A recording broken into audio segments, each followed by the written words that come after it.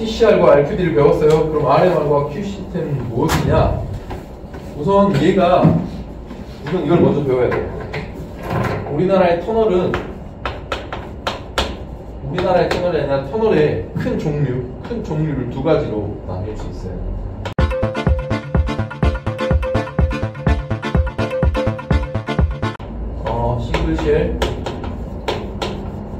싱글쉘 방식과 더블쉘 방식이에요. 우리나라의 모든 터널들은 다 더블쉘입니다. 뭐 예전에 일제시대에 뚫었던 와인터널 이런 데 가보신 적 있나요? 와인터널 가보셨다. 놀러도 안 가세요? 너무 궁금하시는 거 아닌가? 한 번씩 가보시죠. 괜찮습니다. 그런데 보면 어떤 식으로 되어 있냐면 터널을 이렇게 몰착을 했어요. 터널을 몰착을 했으면 여기다 벽돌로 이런 벽돌로 얼기설기 해가지고 이 벽돌 끝까지 쳤어. 이게 다야. 지붕이가 벽돌이에요. 이런 터널은 아까 전에 안반의 분류를 등급했을 때 엄청나게 프레시하게 나온 거예요. 그러니까 지보제를 대지도 않고 이렇게 했을 거라고. 근데 이 벽돌 갖다 끝나진 않았을 거예요. 틀림없이 여기다가 볼트를 꽂았을 거라고. 이렇게 낙볼트를 꽂았으니까 이게 버티고 있을 거라고 생각을 하고 있어요. 그러니까 쇠 막대기를 그냥 꽂은 거야. 강공을 그냥 꽂은 거라고 생각하면 돼요. 천공해가지고 이렇게 시멘트 풀 발라가지고 넣었을 거라고, 속에다가. 그리고 벽돌을 했을 거라고요. 이 싱글쉘은 이런 겁니다. 쉘이 하나야. 이게 싱글쉘 터널이에요. 근데 우리가 지금 고속도로 다니는 터널들 있잖아요. 얘네들은 더블쉘 터널이에요. 전부 다가. 그러니까 우리나라의 대다수의 모든 터널들은 다 더블쉘이다 생각하시면 돼요. 콘크리트로 이쁘게 쳐져 있죠? 그 콘크리트의 이름이 라이닝 콘크리트예요. 라이닝 콘크리트 안쪽에는요, 이 지보제들이 라폴트, 그 다음 쇼크리트랑 콘크리트를 뿜어 붙여요. 이렇게 뿜어 붙여. 그렇게 한 겹이 더 형성되어 있어요. 형성되어 있는 가운데 콘크리트 하나를 더 친 거예요. 그러다 보니까 쉘이 껍질이잖아요. 두 겹의 껍질을 치게 된 터널들인 거예요. 우리가 다 이용하는 터널들이. 대다수가 더블쉘 터널이다. 이 대표적인 공법들이 이렇게 나뉘어요. 더블쉘이 하프, 얘는 Q 시스템으로 안반을 등급 분류합니다. 얘는 RMR. 그리고 원리도 틀려요. 얘는 안반의 응용 요소를 고려할 수 있고요. 얘는 안반의 불연속면을 고려해요. 큰 차이가 있어요. 우리는 안반의 불연속면이 더 중요합니다. 더 훨씬 중요해요. 왜 이렇게 되는 거냐면 봐보세요. 더블쉘 터널은요, 집안의 상태가 상대적으로 불량하다, 그리고 집안의 변화가 심하다 라는 가정을 하는 거예요.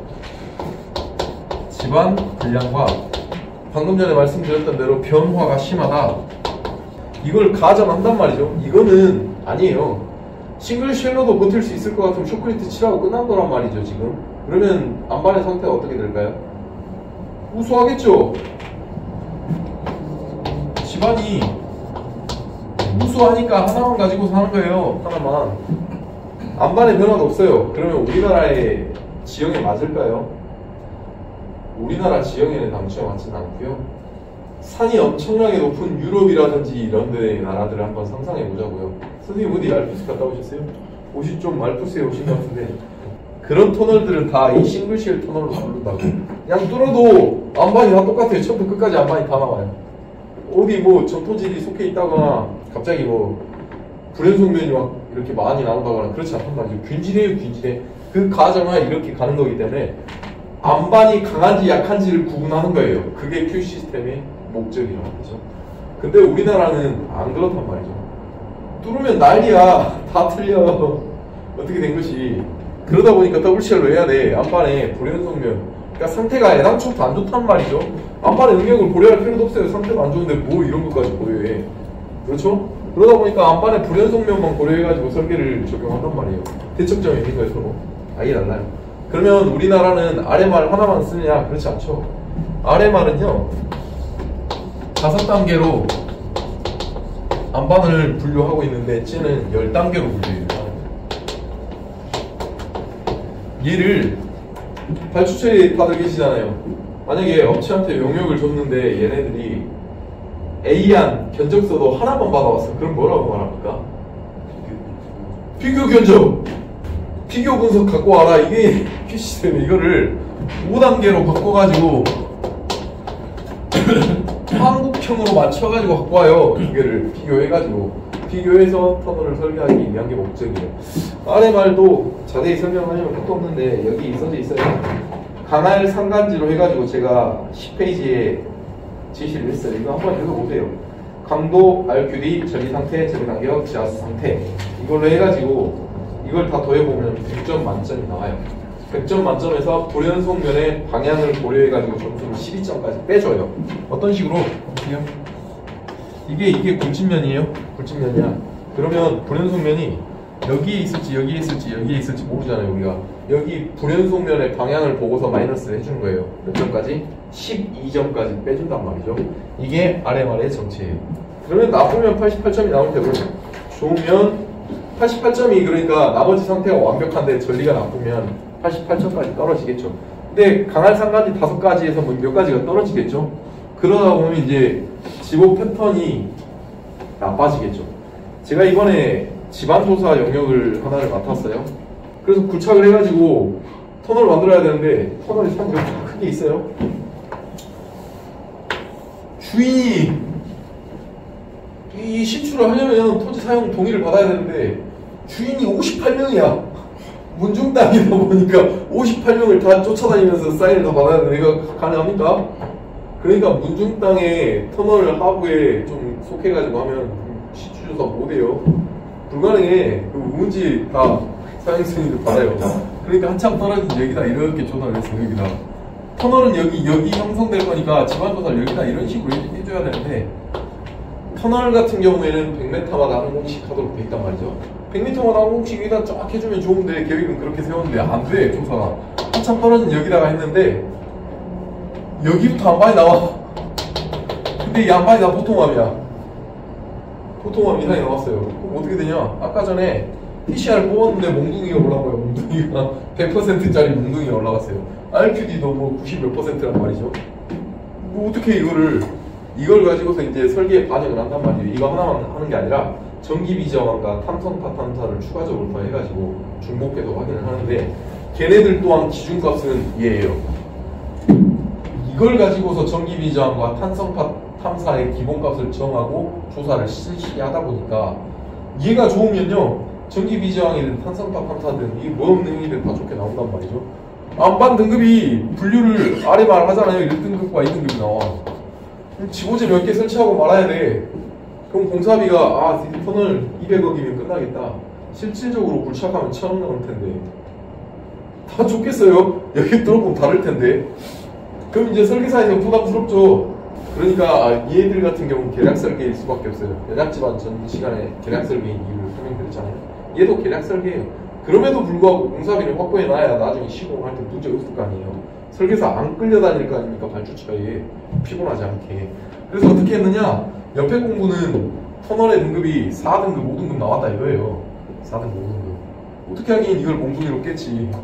이 몽둥이 나온 걸 망치로 깨가지고 균열을 강제로 만들어가지고 다시 했어요. 저 용역비 600만원 추가로 드렸습니다. 제가 진짜 보고 갔어요. 나중에 일 좀 달라고. 손을 놨다 이 이야기를 하고 싶어요. Q 시스템은 아까 전에 응용 요소, 강도 요소, 지하수 요소 이렇게 구분되어 있어요. 11페이지 와보시면 제가 공식을 써놨는데 이게 이 공식은 어디서 많이 봤죠? 어디서 봤어요? 기사시험 볼 때 외우셨죠? 기억나죠? 선생님 토목기사 할 때 외우셨죠? 그래요 그거예요 그거. 왜 배운지도 몰랐죠? 왜 공부하는지도 몰랐지 왜 어디다 쓰는지도 몰랐을 거 아닙니까?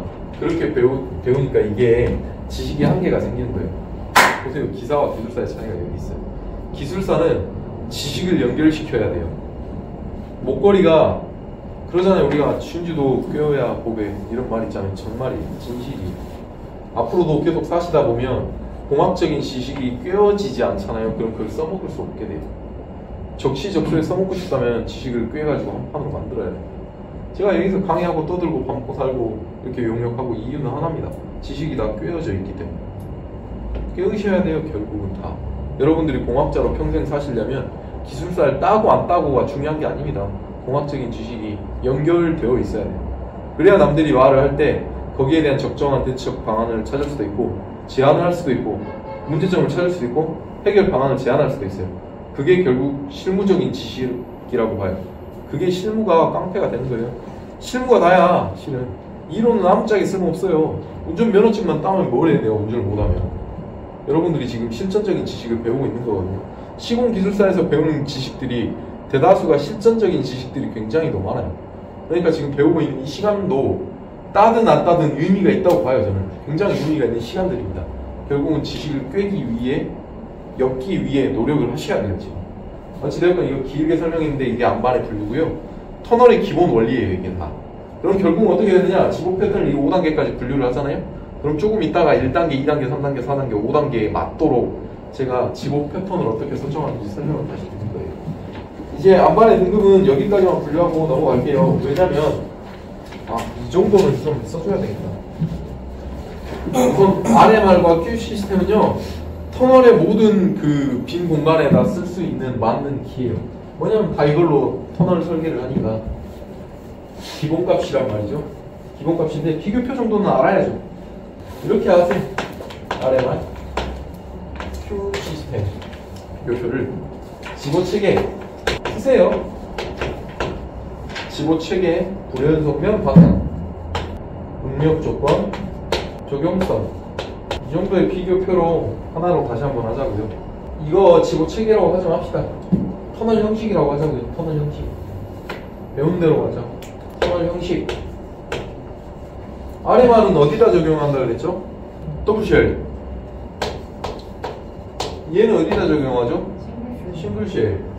불연속면의 방향을 어떤 게 고려합니까? RMR 고려. 이 고려겠죠? 응력 조건은요? Q 시스템. 네, 이 고려. 이 고려. 적용성 어디다 적용합니까? 같은. 그죠? 얘는 어디다 적용합니까? ASK. 이렇게 하면 돼요. 쉽죠? 비교표는 내가 아는 걸 이렇게 순식간에 짜내는 센스도 필요합니다. 시험장에 가시면 모르는 문제들이 있을 거예요. 모르는 문제들. 모르는 문제도 내가 이 하나만 알잖아요? 반대 거는 제목만 알아. 그러면 아니라고, 반대라고 쓰면 돼요. 그냥 다. 얘는 오케이, 얘는 로우. 얘는 고려, 얘는 미고려. 얘는 좋다, 얘는 나쁘다. 그러다 보니까 공부도 편하게 할 수 있어요. 어떻게? 하나만 공부하면 돼. A, B 타입은 무조건 비교표를 두 번째에 써줘야 된다고 했잖아요. 그러면 A, B 타입이 공부하기가 참 쉬워. 하나만 공부하면 되니까.